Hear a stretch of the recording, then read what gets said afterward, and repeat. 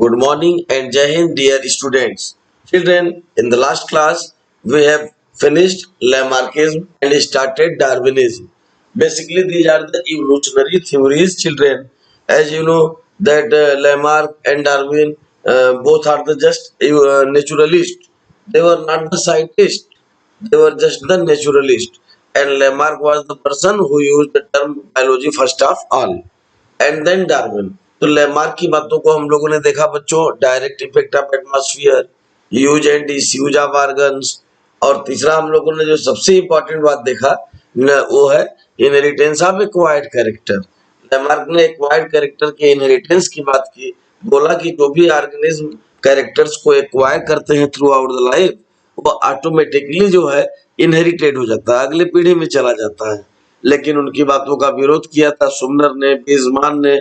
मैंने आपको बताया था, उन्होंने बीजमान ने चूहों के पूछों को 22 जनरेशन तक, 22 जनरेशन तक लेबोरेटरी में काटा, and then still tailed rat was found in 23rd generation. It opposes Lamarckism. So many things we have discussed in the last classes, that Iron Man's son is not always Iron Man, and musician's son is not always musician. It opposes Lamarckism. So now come to discuss the main aspect of Darwinism. Actually, Darwin said that long-necked giraffe and short-necked giraffe existed together. Limbless snakes and limbed snakes existed together. Webbed duck and without webbed duck lived together. हर तरीके के दोनों जाल वाले बत्तख भी पाए जाते थे, बिना जाल वाले बत्तख भी पाए जाते थे, लॉन्ग नेक्ड जिराफ भी पाए जाते थे, शॉर्ट नेक्ड जिराफ भी पाए जाते थे। समझ रहे हैं बच्चों? लेकिन नेचुरल सिलेक्शन, इन्होंने नेचुरल सिलेक्शन पर गौर किया और बताया कि नेचर ने जिनको सिलेक्ट किया, सर्वाइवल ऑफ द फिटेस्ट, जो फिट थे सर्वाइव करने के लिए वही सर्वाइव किए। लाइफ स्ट्रगल, जो जीवन संघर्ष में जीत पाए वही सर्वाइव किए, और जो नहीं जीत पाए वह सर्वाइव नहीं किए। इसीलिए नेक्स्ट जनरेशन में केवल लॉन्ग नेक्ड जिराफ पाए गए, शॉर्ट नेक्ड जिराफ नहीं पाए गए। This one is Darwinism children.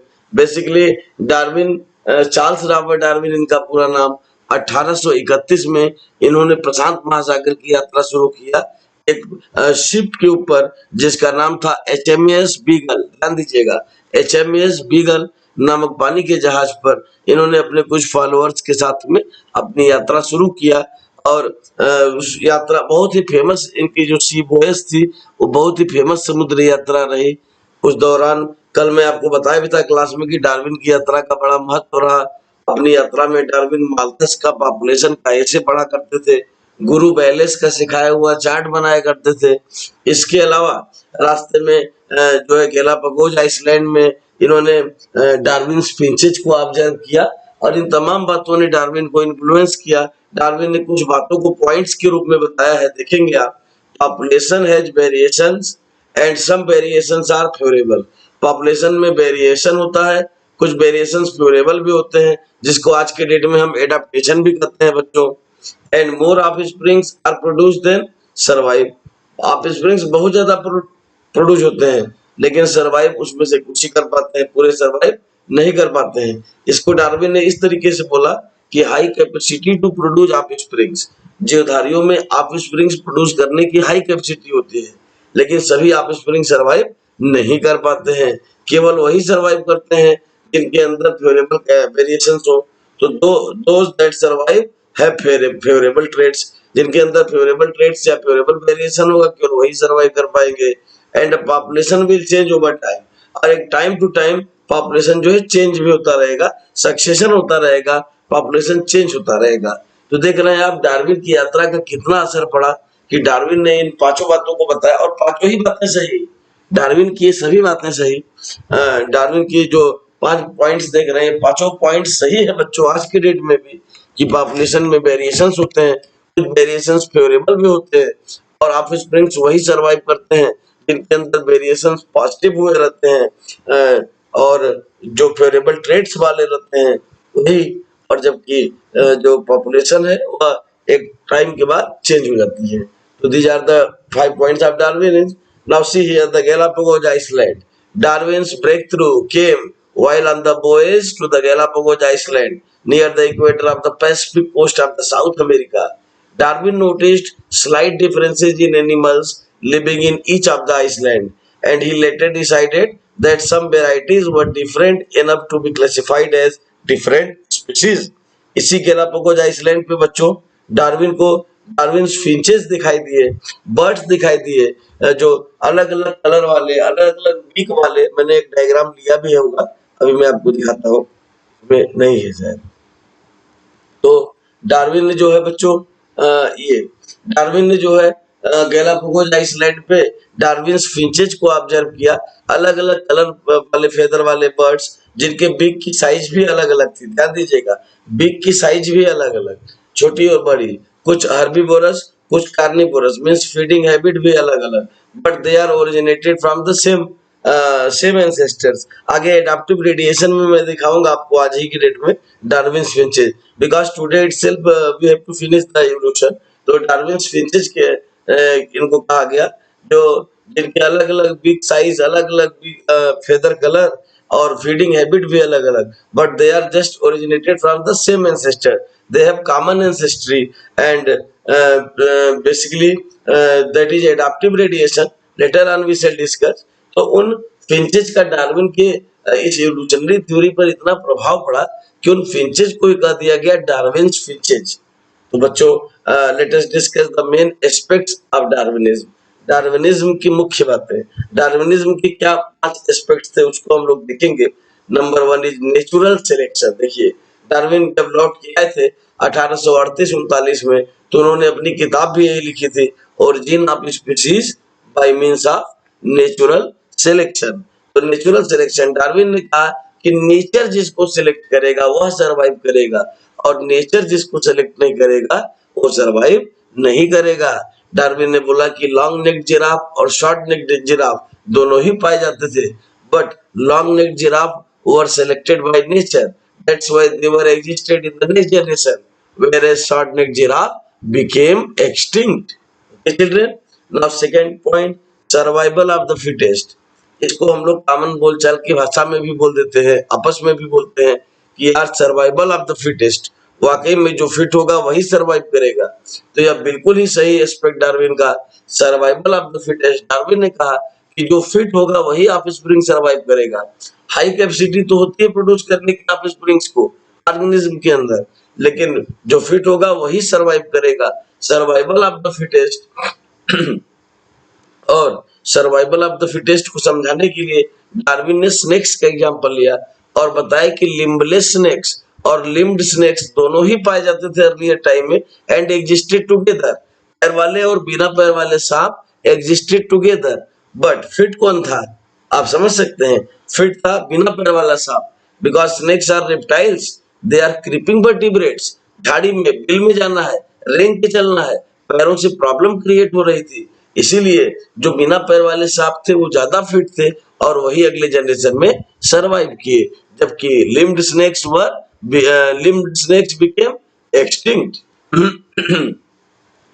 बच्चों, अभी मैं कुछ देर पहले आपको बताया था कि डार्विन अपनी यात्रा के दौरान एक पॉपुलेशन का ऐसे पढ़ा करते थे, just written by composed by Malthus. Malthus ने उसको कंपोज किया था बच्चों, और उस ऐसे में एक लाइन लिखी हुई थी कि female elephant gives birth to 6 babies in its life cycle. Female हथनी जो है, फीमेल हथनी, हाथी, एलिफेंट, फीमेल एलिफेंट जो है वो अपने जीवन काल में 6 बच्चों को जन्म देती है। And female Ascaris gives 2 crore eggs, gives 2 crore eggs during spawning, single spawning. और फीमेल एस्केरिस एक बार के ओवुलेशन में 2 करोड़ अंडे देती है। ध्यान दीजिएगा, that is high capacity to produce offsprings taken by the population ऐसे रिटन बाय माल्थस। माल्थस ने जो पॉपुलेशन का ऐसे लिखा, उस पॉपुलेशन के ऐसे से डार्विन ने इस पॉइंट को निकाला कि फीमेल एस्केरिस एक बार में 2 करोड़ अंडे देती है, और जबकि फीमेल हथनी जीवन काल में अपने 6 बच्चों को जन्म देती है। अगर सभी 6 के 6 एलिफेंट सरवाइव कर जाएं और सभी एस्केरिस के ऑफस्प्रिंग सरवाइव कर जाएं बच्चों, तो धरती पर केवल एलिफेंट और एस्केरिस ही होने चाहिए, बट इट डजंट सो, ऐसा होता नहीं है, because survival of the fittest and natural selection you are already seeing here. That's why in spite of being the high capacity to produce offsprings by organism. Only the offsprings who are fit can survive and existed in the next generation and selected by nature also. And the next one you are seeing here, life struggle, जीवन संघर्ष। Darwin की यह बात भी बिल्कुल ही सही। रोटी कपड़ा और मकान, ध्यान दीजिएगा, रोटी कपड़ा और मकान, स्पेस, ऑक्सीजन और वाटर, इन तमाम चीजों के लिए जीवधारी संघर्ष करता है। That is life struggle. और इस लाइफ स्ट्रगल में जो जीत जाता है वही सरवाइव करता है, जो नहीं जीत पाता है वो सरवाइव नहीं करता है।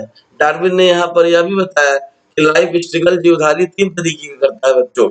एक तो हो गया इंट्रा स्पेसिफिक, खुद के स्पीशीज के साथ में संघर्ष, struggle, that is intraspecific. दूसरी स्पीशीज के साथ में struggle, that is interspecific. और एक स्ट्रगल जो सभी कर रहे हैं, that is struggle with environment. तो interspecific struggle, intraspecific struggle and struggle with environment. There are three kind of life struggle faced by the organism. And the number 5 is diversities. Darwin के लिए यही point थोड़ा सा कम अच्छा रहा, क्योंकि Darwin ने could not explain that how and when and why diversities are arise. Diversities को डार्विन एक्सप्लेन नहीं कर पाए। डार्विन ने कहा कि एक्सेप्ट ट्विंस, जुड़वा बच्चों को छोड़कर सभी अलग अलग होते हैं। ऑल इंडिविजुअल शो पॉलीमार्फिज्म, सभी बहुरूपता शो करते हैं। But Darwin could not explain कि कैसे ये बहुरूपता आ जाती है, कैसे ये पॉलीमार्फिज्म आ जाता है हमारे अंदर, कैसे हम सबका चेहरा अलग अलग है। इवन फैटर्नल ट्विंस भी अलग अलग जेनेटिक वाइफ के होते हैं। तो इस चीज को डार्विन एक्सप्लेन नहीं कर पाए बच्चों, क्योंकि उस समय तक जेनेटिक्स की खोज ही नहीं हो पाई थी। तो डाइवर्सिटीज को अगर छोड़ दिया जाए तो डार्विन की चारों एस्पेक्ट्स आज तक सही माने जाते हैं। और मॉडर्न इवोल्यूशन थ्योरी में इनको क्लब किया गया है। Natural selection, survival of the fittest, high capacity to produce offsprings, life struggle. और डाइवर्सिटीज को डार्विन ने बता नहीं पाया, जबकि आप जानते हैं mutation is the basis of diversities. Now my dear kids, let us start the another important phenomena of this chapter, that is Hardy-Weinberg principle और Hardy-Weinberg equilibrium। बच्चों, इस प्रिंसिपल को हार्डी-वेनबर्ग इक्विलिब्रियम भी कहा जाता है, क्योंकि यह हमें बताता है कि if there are only two alleles for a trait in a population, then P frequency for dominant allele and Q frequency of recessive allele will be equal to 1। ध्यान दीजिएगा, जो सम टोटल होता है वो all allelic frequency of a population is equal to 1। ध्यान दीजिएगा, यही Hardy-Weinberg principal है बच्चों, कि जो एलिलिक फ्रीक्वेंसी होती है किसी भी कैरेक्टर को लेकर गिवन पॉपुलेशन में, वो हमेशा इक्वल होती है, 1 के बराबर होती है और हमेशा इक्वल होती है। जैसे यहाँ पर देख रहे हैं, मान लीजिए कि किसी भी पॉपुलेशन में केवल 2 एलील के ट्रेट है, P और Q के, तो P plus Q equal to 1। और P प्लस Q का होल स्क्वायर अगर कर दें तो P प्लस Q का होल स्क्वायर भी कितना 1 होगा, 1 ही होगा बच्चों, जानते हैं आप, 1 का स्क्वायर 1। और A प्लस B का होल स्क्वायर क्या होता है, A square plus 2AB plus B square, यानी P square plus 2PQ plus Q square.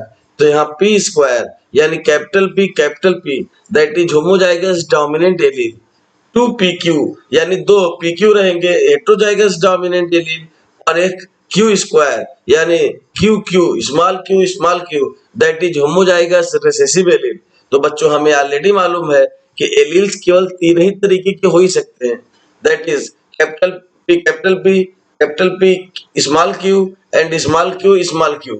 ए से लेके जेड तक कोई भी लेटर में हम ले सकते हैं बच्चों, लेकिन हार्डी-वेनबर्ग प्रिंसिपल को समझाने के लिए पी और क्यू लेटर को लेके आप समझाएंगे। तो आप देख रहे हैं यहाँ पर कि किसी भी एलिलिक फ्रीक्वेंसी का जो सम टोटल है वो हमेशा 1 ही है, P प्लस Q भी 1 है और P square plus 2PQ plus Q square भी 1 है। अगर हम लॉ ऑफ सेग्रीगेशन की बात करें बच्चों, सेकेंड लॉ याद करिए आप, मेंडल्स सेकेंड लॉ, तो वहां पर हम लोगों ने देखा भी था कि सेकेंड लॉ में जो जीनोटिपिक कैरेक्टर आता है वो 1:2:1 आता है, यानी कैपिटल आर स्मॉल आर 2 रहेंगे और फिर स्मॉल आर।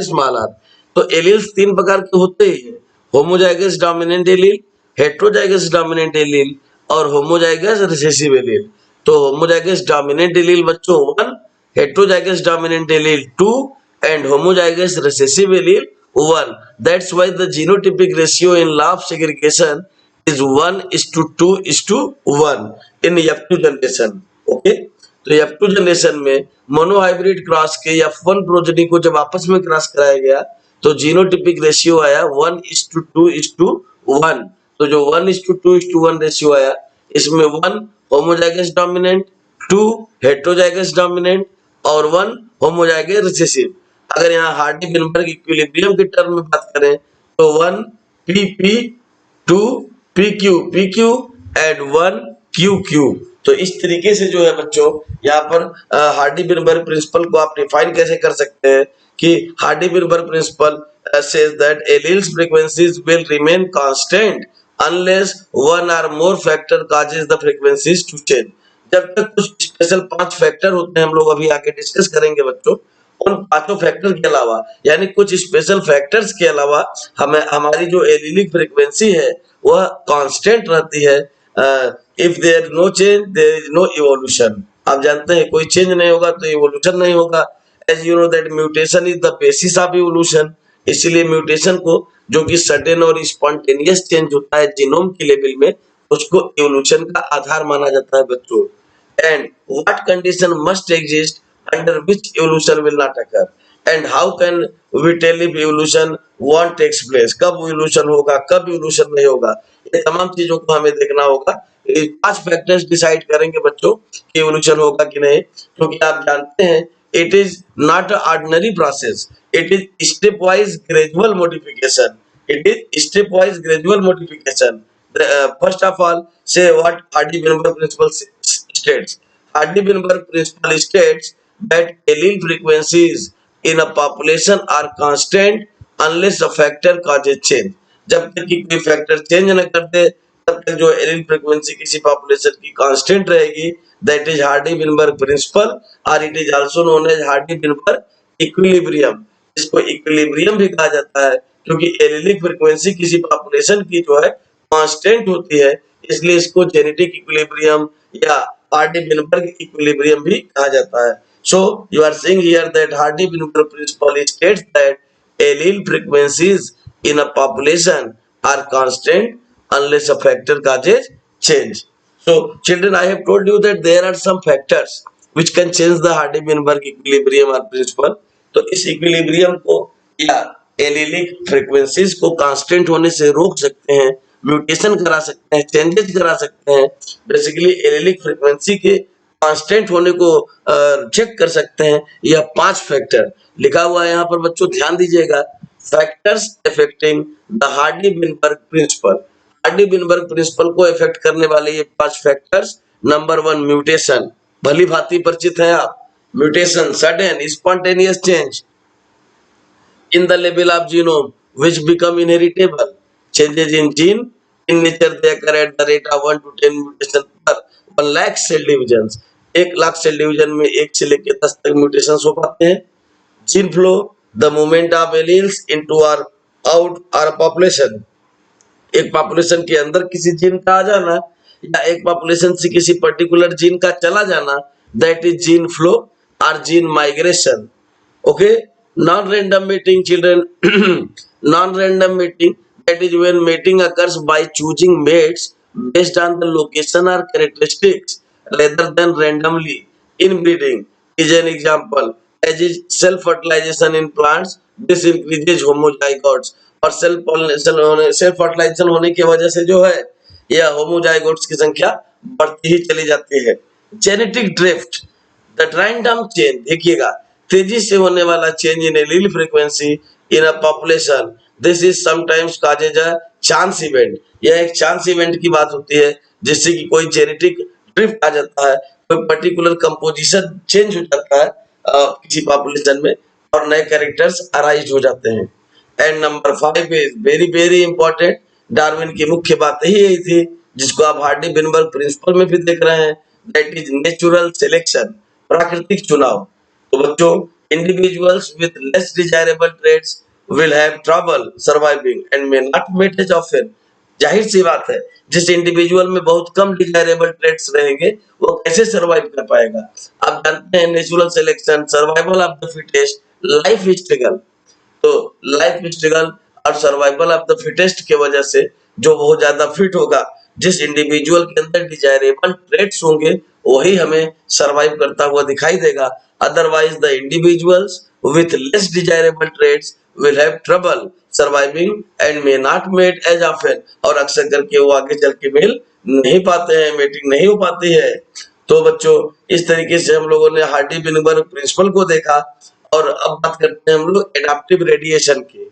तो in evolutionary biology, adaptive radiation is a process in which organisms diversify rapidly from an ancestral species into a multitude of the new forms, particularly when changes in the environment makes new resources available, creates new challenges, or opens new environmental niche. Niche means habitat, रहने का स्थान। तो आप देख रहे हैं बच्चों यहाँ पर कि इवोल्यूशनरी बायोलॉजी यह बताता है हमें कि किसी सेम एंसेस्टर से भी ओरिजिन होने के बाद भी जो ऑफस्प्रिंग्स है वह इवॉल्व होकर जेनेटिक ड्रिफ्ट की वजह से, म्यूटेशन की वजह से, नेचुरल सिलेक्शन की वजह से, जो है जेनेटिक रिकॉम्बिनेशन की वजह से, जो भी आपने 5 फैक्टर्स देखा, उन फैक्टर्स की वजह से ऑफस्प्रिंग्स के अंदर कुछ फिनोटिपिक चेंजेस आते हैं, और वह चेंजेस उनके अंदर एडाप्टिव होते हैं, जो उनको अनुकूल परिस्थितियों में, अनफेवरेबल कंडीशन में एबल करते हैं सरवाइव करने के लिए। और वह एडाप्टिव फीचर्स, वह एडाप्टिव कैरेक्टर्स, वह इवोल्यूशनरी फैक्टर्स जो होते हैं, वह उन्हें एक ही एंसेस्ट्रल होने के बावजूद भी अलग अलग फॉर्म में दिखाता है। दैट इज एडाप्टिव रेडिएशन, जो एडाप्ट किया सेम एंसेस्टर से और फिर रेडिएट हो गया वेरियस ज्योग्राफिकल एरियाज में। बच्चों, हम लोगों ने डार्विन फिंचेज की बात की थी। डार्विन फिंचेज, या आप ऑस्ट्रेलियन मार्सुपियल्स को जानते हैं, कंगारू और कंगारू से रिलेटेड जितने भी मार्सुपियल्स हैं, तो यह एक ही पर्टिकुलर ज्योग्राफिकल एरिया में अराइज हुए। एक एक करके मैं समझाता हूँ। पहले यहाँ पर देखिए, adaptive radiation, emergence of numerous species from a common ancestor introduced to new and diverse environment। ध्यान दीजिएगा, एक कॉमन एंसेस्टर से इमरजेंस हुआ और न्यूमरस स्पीसीज का, और जो फिर डाइवर्स इन्वायरमेंट में इंट्रोड्यूस हो गए, इनको कहा गया एडाप्टिव रेडिएशन।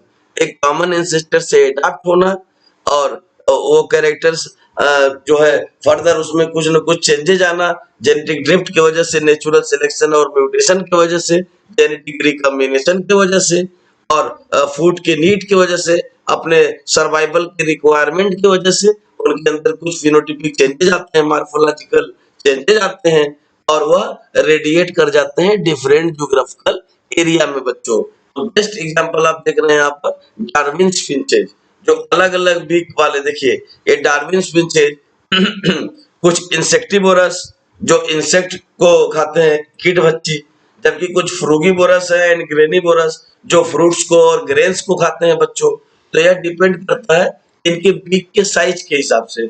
इन सब की बीक की साइज आपको अलग अलग दिखाई दे रही है, और इनके फेदर के कलर्स भी अलग अलग दिखाई दे रहे हैं, जबकि ये सब कॉमन एंसेस्टर से बिलोंग करते हैं, सब कॉमन एंसेस्टर से बिलोंग करते हैं, लेकिन इनके फेदर के कलर और इनके बीक के साइज, इनकी फीडिंग हैबिट अलग अलग होती है। इन्होंने इतना ज्यादा डार्विन को इन्फ्लुएंस किया कि इन बर्ड्स का नाम ही रख दिया गया डार्विन फिंचेज। अभी देखिए, पीछे मैंने दिखाया भी था आपको यहाँ पर, ये देखिए, emergence of numerous species from a common ancestor introduced to new and diverse environment. तो यह अभी आप डार्विन फिंचेज देख रहे हैं बच्चों। अगर हम मार्सुपियल्स की बात करें, कंगारू, बुम्बाट, बैंडिकूट, कोयोना, तो marsupial rat, marsupial cat, bandicoot, glider, तो यह जितने भी मार्सुपियल्स हैं, यह ऑस्ट्रेलियन कॉन्टिनेंट में पाए जाते हैं, और ये सिंगल जो सेम एंसेस्टर से जो है, इनके एंसेस्ट्री सेम है, सेम एंसेस्टर से ये डेवलप हुए और रेडिएट किए डिफरेंट ज्योग्राफिकल एरिया में। इसीलिए इस फिनोमेना को कहा जाता है बच्चों adaptive radiation. So see here children, a single species evolves into a number of other species। एक स्पीसीज इवॉल्व हुआ नंबर ऑफ अदर स्पीसीज में। These species are distinct from one another but are closely related। यह closely related है क्योंकि इनका common ancestry है, ancestor इनके common है, भले ही ये आपस में डिस्टिंक्ट दिखाई देंगे फिनोटिपिक कैरेक्टर या मॉर्फोलॉजी के हिसाब से। And each species is specialised for a different environment. और हर स्पीसीज एक डिफरेंट इन्वायरमेंट के लिए, निच के लिए जो है फिट होगा। निच दैट इज हैबिटेट, एक पर्टिकुलर हैबिटेट के लिए हर स्पीसीज फिट होगा। उसके अंदर कुछ इस तरीके से एडाप्टिव फीचर्स होंगे कि वह पर्टिकुलर हैबिटेट के लिए फिट होगा, उसकी उस तरीके की फीडिंग हैबिट हो जाएगी और वह उसी हैबिट के लिए फिट हो जाएगा। यही है एडाप्टिव रेडिएशन कि एडाप्टेशन करना, एक कॉमन एंसेस्ट्री से ओरिजिनेट होना डिफरेंट स्पीसीज का और फिर रेडिएट हो जाना डिफरेंट ज्योग्राफिकल एरिया में, डिफरेंट इन्वायरमेंट्स में, डिफरेंट हैबिटेट या डिफरेंट निच में, इकोलॉजिकल निच में, दैट इज एडाप्टिव रेडिएशन। यहाँ देखिए लिखा भी हुआ है niche, how an organism lives and interact with its environment, अपने एनवायरनमेंट अपने हैबिटेट के साथ कैसे रहता है और इंटरेक्ट करता है, that is ecological niche children. So you are seeing here the adaptive radiation in which a single species evolves into a number of other species. These species are distinct from one another but are closely related. एक single species से तमाम अलग अलग species evolve होते हैं बच्चों, और यह अलग अलग स्पीसीज डिस्टिंक्ट होते हैं, स्पष्ट होते हैं, सबके अंदर अलग अलग।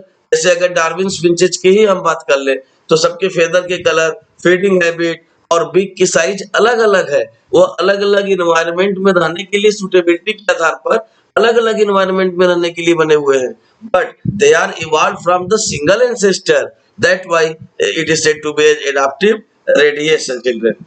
Now see here, this is the human evolution, the last topic of this chapter children. Evolution chapter का आखिरी टॉपिक है यह, ह्यूमन का इवोल्यूशन। ह्यूमन के इवोल्यूशन में अगर हम बात करें, ध्यान से एक एक चीज को देखेंगे हम लोग। यहाँ पर सबसे पहले 20 से 25 मिलियन ईयर्स एगो, ये जो मिया लिखा हुआ है MYA, इसका मतलब होता है बच्चों मिलियन ईयर्स एगो। तो ध्यान दीजिएगा, घबराने की जरूरत नहीं है, आराम से समझते चलिए। ड्रायोपिथेकस, ड्रायोपिथेकस और रामापिथेकस, ये जो ड्रायोपिथेकस थे यह ज्यादा चिंपैंजी लाइक हुआ करते थे, और जबकि रामापिथेकस यह ज्यादा एप्स लाइक हुआ करते थे।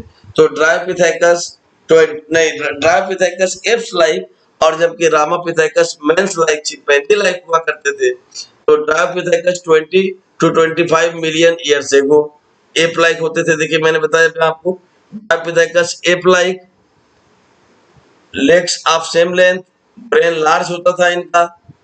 रामापिथेकस इनके बाद आए 14 to 15 मिलियन ईयर्स एगो, यानी Ramapithecus was originated from Dryopithecus, ये मैन लाइक था, यानी Dryopithecus more ape like and Ramapithecus more man like.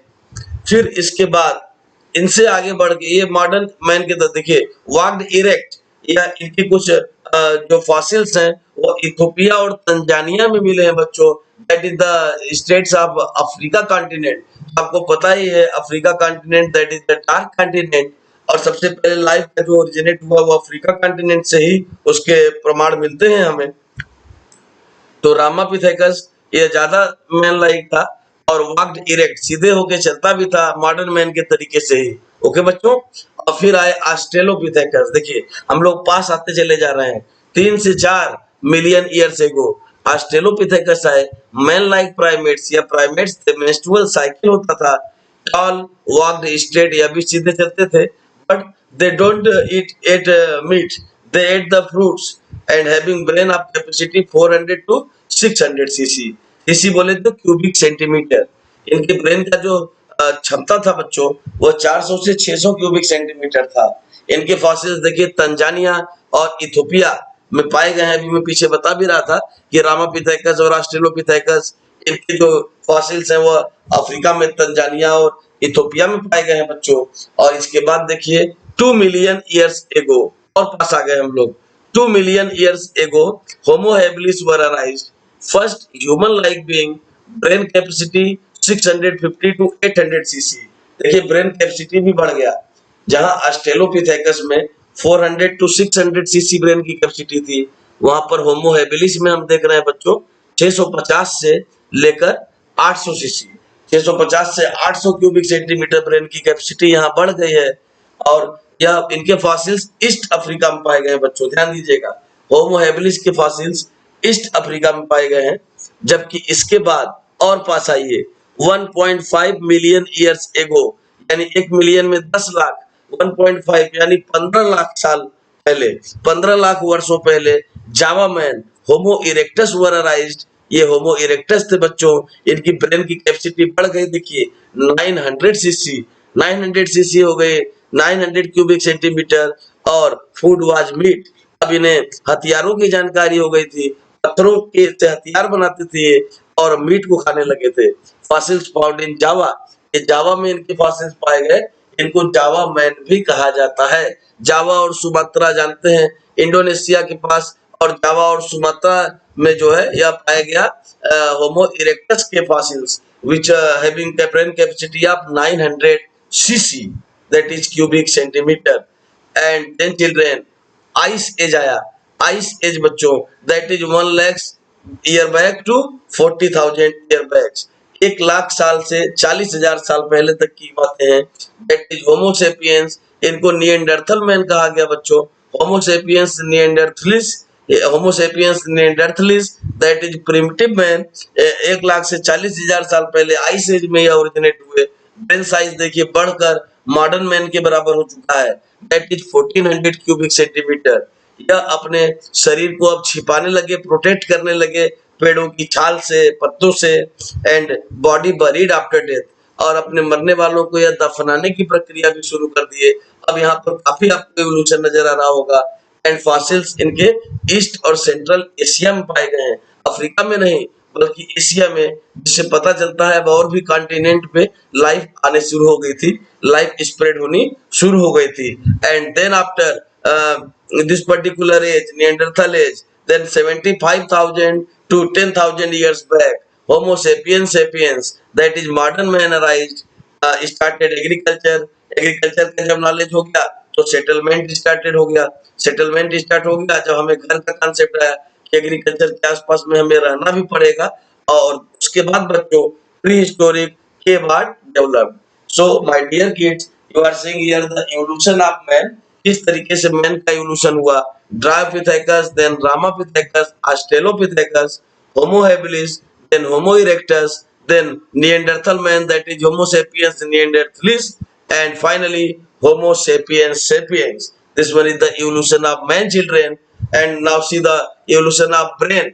Brain की अगर रेस्पेक्ट में बात करें तो ऑस्ट्रेलोपिथेकस देखिए 400 to 65 450 to 600 क्यूबिक सेंटीमीटर था, जबकि होमो इरेक्टस का जो ब्रेन है 900 to 1200 तक, 900 आप लेके चल रहे थे।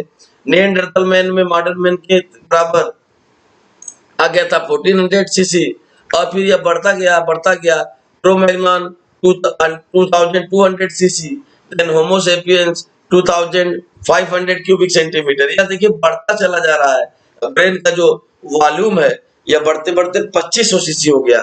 देखिए किस तरीके से इंक्रीज कर रहा है, क्योंकि इनका ग्रे मैटर इंक्रीज कर रहा है। Actually grey matter is cerebral cortex बच्चों।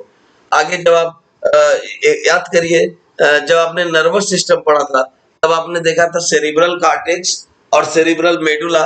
जो सेरिब्रल कॉर्टेक्स को बच्चों ग्रे मैटर कहा जाता है, उसके बढ़ने के साथ साथ ब्रेन की साइज भी बढ़ती चली जाती है।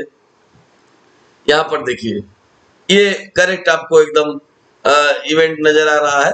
यहाँ पर कंफ्यूज मत होइएगा, मॉडर्न जो मैन है वहां पर आकर ब्रेन की कैपेसिटी वह 1400 के लगभग या 1600 के बीच में, 1300 से 1600 के बीच में ही होती है। तो don't be confuse children here. Now see the step wise sequential way of evolution of man, that is Dryopithecus 20 to 25 million years ago, apes like, then Ramapithecus 14 to 15 million years ago, man like, then Australopithecus 5 million years ago, and then Homo habilis 2 million years ago, Homo erectus 1.5 million years ago, then Homo sapiens Neanderthalis 30,000 means वही 1 लाख जो मैंने बताया था आपको, 1 lakh to 40,000 years back, and here the 75,000 to 10,000 years back. So this one is the evolution of man, children.